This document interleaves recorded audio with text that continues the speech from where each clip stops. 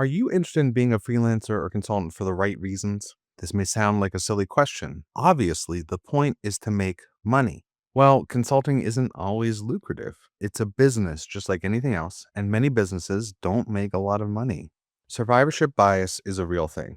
For every consultant that you see making $1 million per year on Instagram, there's probably 100 that are just getting by and 1,000 that couldn't make it work and either had to go get a regular job or just crashed out. No one starts an Instagram feed or a TikTok to show off how they lost their life savings trying to get in consulting, and you can too. Whether we like it or not, most businesses, most small businesses especially, fail. Freelancing or consulting is a small business with corresponding and meaningful risks and rewards. Are you prepared to lose it all? According to the United States Bureau of Labor Statistics, 20% of new businesses fail after the first year, 40% fail after 3 years, and finally, 50% fail after 5 years. How are you feeling about those odds? Now, I do have to disclaim, these numbers vary by industry, country, experience level. If you take the right steps ahead of time to be prepared, you can increase your odds. This isn't me just trying to scare you. Here is a graph of the revenue of my company, Sequel Gene Training LLC, for the first 5 full tax years of my business. Now, look at those first 3 years. Not great. My revenue base became more stable over time. I wasn't taking weird $80 per hour Xamarin jobs, but my top line revenue was going down. This is not good, and this is not what people tell you on LinkedIn, where they say, "Oh, if you just work hard, you'll double your income." That's a lie. Now, in 2022, this was an amazing year for top line revenue. I made way more money than I previously had, and I banked easily $50,000. Now, you may think, okay, made all this money. This is great. Finally made it. Well, not so much. The reason I made all that money is because I agreed to a lower rate on a project. I hadn't gotten any consulting work for 3 months. I was desperate. I got negotiated down below my bottom rate. And because I was so cheap, they kept giving me work that they would have to pay more for someone else to do. So there was this constant scope creep. I was working, I want to say I was billing 20 or 30 hours a week. And so I was making a lot of money, but this began a period of burnout that I've only now come out of. And I've blogged about this every year. So if you want to hear me whine and moan about it, you can on my blog. But just be clear, just because I was winning financially, I was not winning personally. If someone shows you a chart with numbers only ever going up, take a look at what they're trying to sell you. Remember, in a gold rush, these folks make their money by selling pickaxes and blue jeans to naive fools. Revenue is never a straight line. So other than money, why else might you consult? Maybe you hate your job. I certainly hated mine. I was stagnating and I was still doing a lot of internal support despite my job title as consultant.